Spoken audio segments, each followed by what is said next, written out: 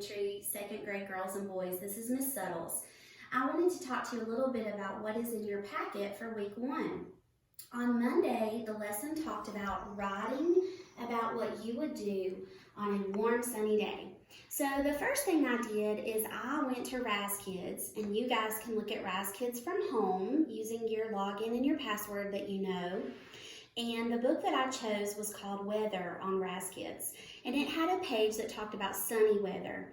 And on the page you see those beautiful clouds. Think for just a minute about what kind of clouds those are. We learned about those. Oh, I bet some of you said cumulus. That's right, those are cumulus clouds. You also see children playing on the warm sunny day, and you see somebody drinking a lot because they're thirsty, and you see that beautiful shade tree, which is very nice to have on sunny days. So when you think about those warm sunny days, I want you to think about the clear sunny sky. Some people call that a fair weather day.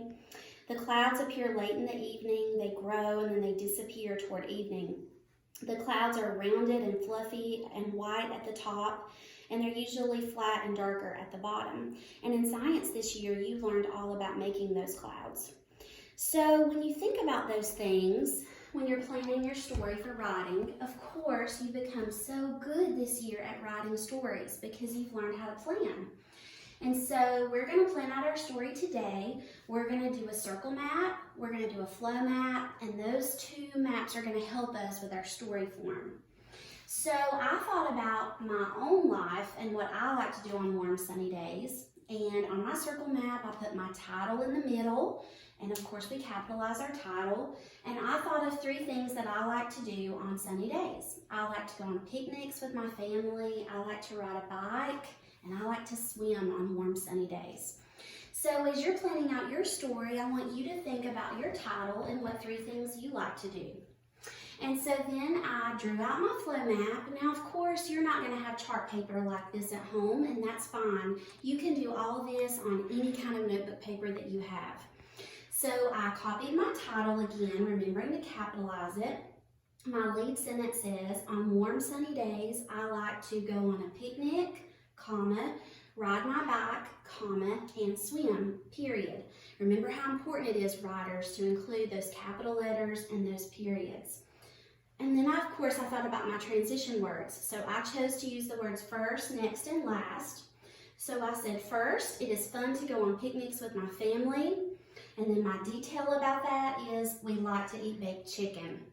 I went on to next, I enjoy riding my bike, and my detail that goes along with that is riding bikes makes me smile.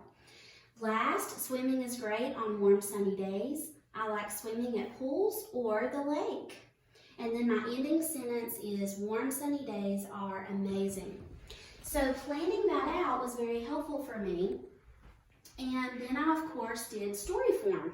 So remember how we copy off the map. We copy our lead sentence first, then our transition word, our first fact, and our first detail, our second transition word, our second fact, and our second detail, and then our third transition word, our third fact, and our third detail.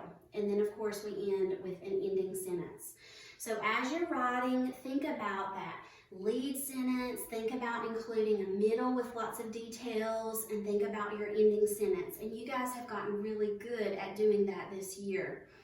Also, remember, writers think about capitalizing their sentences and putting punctuation marks at the end of their sentences.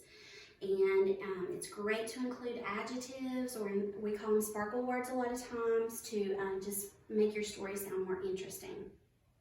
So that's just some tips for you about how to write your story today. I hope you're doing well, and I miss you.